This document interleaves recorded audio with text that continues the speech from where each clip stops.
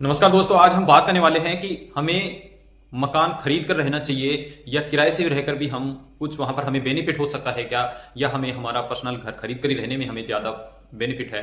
कौन सा सिस्टम बढ़िया है और इस हम कैलकुलेट करके देखने वाले हैं कि ये जो हम कैलकुलेट करेंगे वहां हमें बेटर ऑप्शन कौन सा दिखाई देता है।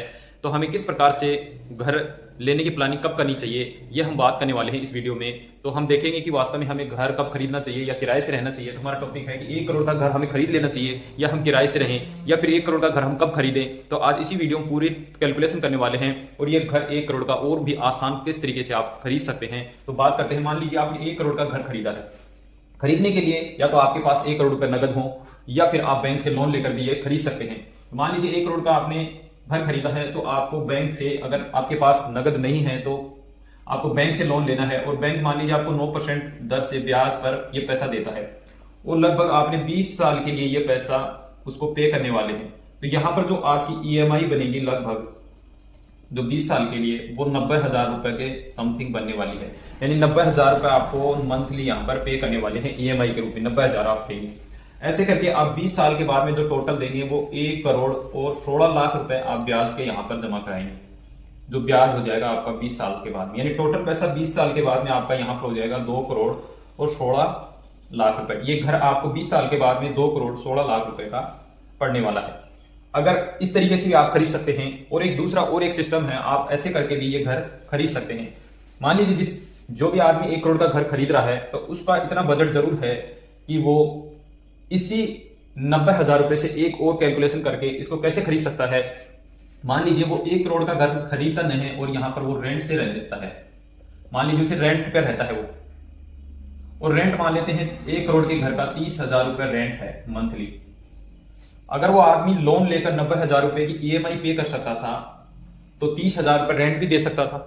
और रेंट देने के बाद ये ईएमआई के जो बचे हैं 60,000 रुपए, यानी अगर वो 90,000 रुपए देता तो 30,000 रुपए रेंट दे दिया उसने, तो उसके 60,000 रुपए बच गए। और 60,000 रुपए का अगर वो मंथली एक एसआईपी करवा लेता, मान लीजिए ये घर आज ने खरीद के वही 20 साल बाद में अगर वो खरीदता, परंतु इस तरीके से खरीदा, इस 1 करोड़ के घर में वो 30,000 रुपए रेंट देकर मंथली रह सकता था। बचे जो 60,000 रुपए हैं उनकी वो एक सिस्टमेटिक इन्वेस्टमेंट प्लान के तहत म्यूचुअल फंड में एक एसआईपी करवा लेता है और 20 साल के बाद में वो पैसा, आप 20 साल तक ये पैसा वो पे करता है मान लीजिए।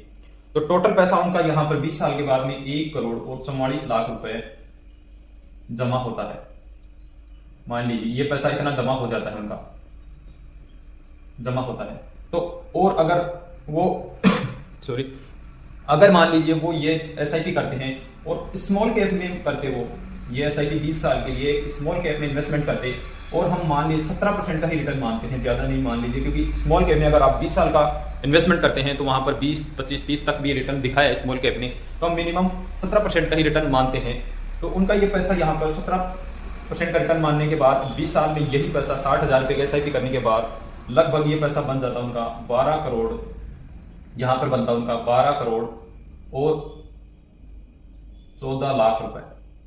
12 करोड़ 14 लाख रुपए। तो अब आप ये कहोगे कि इतना पैसा बनने के बाद इस घर की वैल्यू भी बढ़ी होगी। जरूर बढ़ी है, आपकी बात सही है। हम यहां भी कैलकुलेट करके देख लेते हैं कि 20 साल के बाद में इस घर की क्या वैल्यू रहने वाली थी। लमसम बांधते हैं, अपन फिक्स तो नहीं पता, अपन बात करते हैं कि अगर 20 साल बाद में यही घर की वैल्यू क्या रहने वाली थी। तो मान लीजिए ये घर 20 साल के बाद में 1 करोड़ का घर था, और तो आपने देखा होगा रियल एस्टेट में जो औसत एवरेज आता है रिटर्न का लगभग 10% के समथिंग ही आता है। तो हमने 10% के आधार पर इसका रिटर्न निकाला है, तो इसकी वैल्यू हो जाती है 20 साल के बाद में 10% के हिसाब से इसकी वैल्यू हो जाती है 6 करोड़ और 70 लाख रुपए। हमने ये मानी है, ज्यादा भी हो सकती है, कम भी हो सकती है। औसत एवरेज हमने 6 करोड़ 70 लाख माना है। अगर यही घर आप इस तरीके से लेते तो ऐसे 2 घर आप ले सकते थे, या ये घर खरीदने के बाद में भी लमसम आपके पास लगभग इतना ही पैसा और यहां पर बच जाता। तो आप इस तरीके से भी ये सिस्टम अपनाकर भी ये घर खरीद सकते थे। मेरा यहां पर सिर्फ कैलकुलेट करके बताने का एक उद्देश्य है। यहां पर किसी को मैं ये फोर्स या ये नहीं कर रहा कि आप घर नहीं खरीदे, ऐसा ही करें। अगर आपको घर अच्छा लग रहा है तो आप घर खरीदें। अगर आपके पास पैसे हैं, यहाँ इंटरेस्टेड हैं, तो ये काम भी कर सकते हैं। इस तरीके से भी आप घर खरीद सकते हैं। आपकी मर्जी है, आपका पैसा है, कैसे इन्वेस्टमेंट करना है मेरे से ज्यादा आप जानते हैं इसको। मैंने कैलकुलेशन करके और आपका बेनिफिट कहां हो सकता है वो चीजें मैंने बताने का यहाँ पर प्रयास किया है। अगर वीडियो में आपको दी गई जानकारी आपकी लाइफ में कोई वैल्यू ऐड कर पाई हो और आपको लगा हो कि हम ऐसे करके भी एक आने वाले टाइम में एक अच्छा खासा घर खरीद सकते हैं, जो हमें अभी अफोर्ड नहीं हो पा रहा है, पर फ्यूचर में उसको कर सकते हैं एसआईपी के माध्यम से।